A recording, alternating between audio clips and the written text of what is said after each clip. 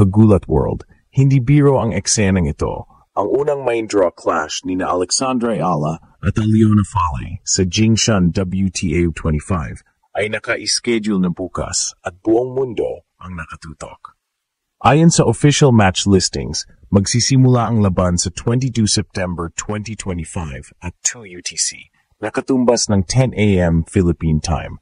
Isang oras na tiyak na magigising at magtutulak ng sabayang suporta mula sa Pilipinas. Mag-excite ka dahil sa head-to-head, walang historical meeting ang dalawa.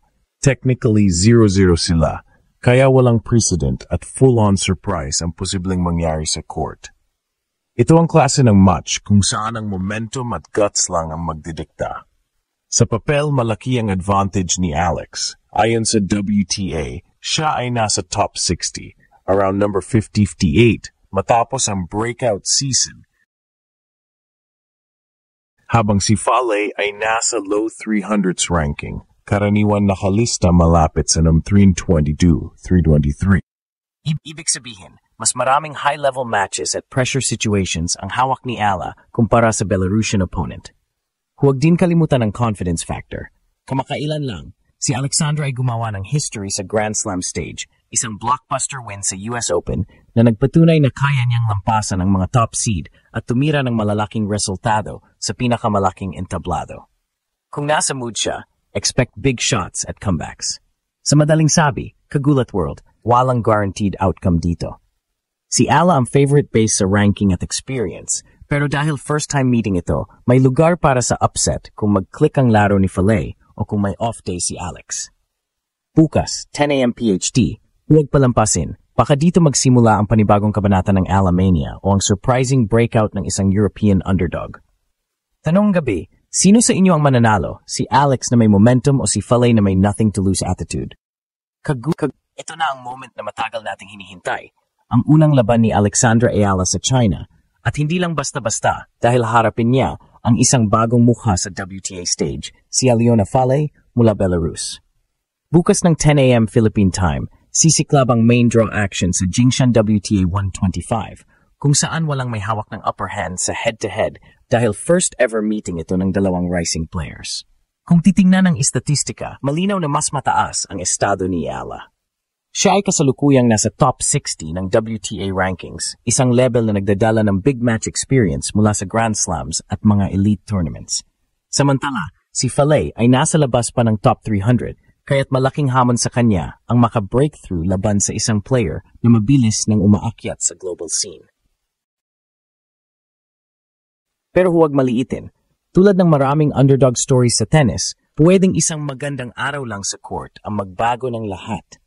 Ang storyline dito ay simple pero nakaka-excite. Si Ala, ang pride ng Pilipinas na unti-unting nagiging global icon, laban sa isang batang European na gutom sa upset at naghahanap ng pangalan. Walang kasaysayan ng labanan sa pagitan nila, kaya't bawat punto bukas ay magiging bagong pahina, isang blankong canvas kung saan pwedeng magpakilala ang tunay na lakas ng dalawang atleta. Kagulat World, kung ikukumpara ang kanilang laro, kitang-kita ang pagkakaiba sa style at experience. Si Alexandra Ayala ay kilala bilang all-court player. Mabilis ang footwork, consistent sa baseline rallies, at may kakayahang mag-shift mula depensa tungo sa agresibong atake gamit ang kanyang solid forehand at backhand. Sa mga nakaraang tournaments, pinatunayan niyang kaya niyang makipagsabayan kahit sa mas matatangkad at mas malalakas na kalaban dahil sa disiplina at tactical mindset niya sa loob ng court. Samantala, si Aliona Fale, ang 21 anyos na Belarusian, ay nagsisimula palang makilala sa pro circuit.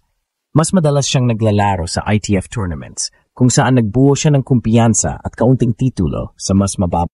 Ang kanyang laro ay nakatuon sa flat ground strokes at solid serve, pero kulang pa sa consistency at exposure sa big stages kumpara kay Ala. Ito ang dahilan kung bakit masasabing si Alex ay mas sanay sa pressure games, lalo na sa crowd-heavy matches, habang si Fale ay kailangang mag-adjust kapag mas mataas na antas ang laban.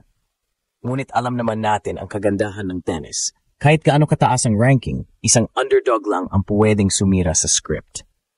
At dito papasok ang test ng maturity ni Alex kung paano niya tatapusin ang laban ng walang espasyo para sa sorpresa. Ang tanong, gagawin ba niyang one-sided showcase ang laban o mahihila siya ng Belarusian sa isang matinding bakbakan.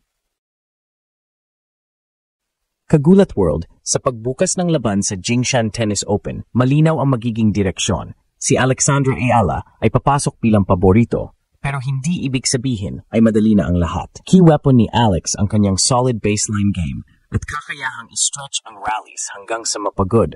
Kung gagamitin niya ang kanyang quick footwork at sharp angles, malaking bentahe ito laban kay Falay na minsan hirap kapag napapagalaw side to side. Pero hindi rin dapat maliitin ang Belarusian. Strength ni Falay ay nasa flat strokes na pwedeng bumilis ang bola sa hard courts ng China. Kung makahanap siya ng rhythm sa serve at makakuha ng free points, maaring ma-disrupt ang flow ni Alex. Kaya crucial na maging consistent si Ala sa return of serve, huwag hayaang makabuo ng kumpiyansa si Falay. Ang isa pang factor ay mental composure. Si Alex ay sanay na sa spotlight, dala ang pangalan ng Pilipinas sa bawat laban, samantalang si Falay ay mas relaxed bilang underdog. Kapag umabot sa tight sets, dun madalas lumalabas ang tunay na maturity. Kung ma-maximize ni Alex ang kanyang mobility, court IQ at fighting spirit, may malaking tsansa siyang dominahin ang laban. Pero kung bibigyan niya ng window si Falay, posibleng maging mas mahaba at mas intense ang bakbakan kaysa inaasahan. Kagulat World, malinaw na ang unang laban ni Alexandra Ayala sa Jingshan Tennis Open kontra kay Aliona Falay ng Belarus ay hindi basta-bastang opener. Para kay Alex, ito ay statement match. Pagkakataon niyang ipakita na handa na siyang magdomina sa mas mataas na antas ng WTA circuit. Ang katotohanan, malaki ang expectations mula sa kanya dahil dala niya ang bandera ng Pilipinas at bawat panalo ay hindi lang personal triumph, kundi pambansang inspirasyon. Sa kabilang banda, huwag nating kalimutan na si Falay ay may sariling dahilan para lumaban ng todo. Bilang underdog, wala siyang pressure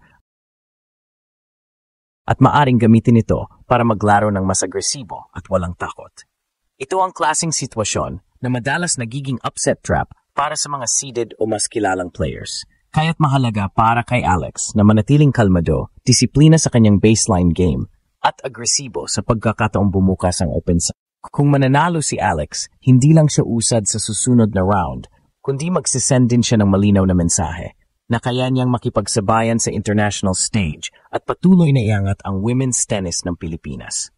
Ang bawat service ace, bawat forehand winner, at bawat smart rally ay hakbang papalapit sa kanyang ultimate goal, maging top player sa buong mundo. Kaya bukas ng alas 10 ng umaga sa Jingshan, lahat ng mata ay nakatutok. Makikita ba natin ang dominanteng Ayala na handa sa mas malalaking titulo o mapipilit ba siya sa isang matinding laban kontra kay Falay? Isang bagay ang sigurado, Kagulat World, nag-aapoy na naman ang laban at buong mundo ang nakatuto.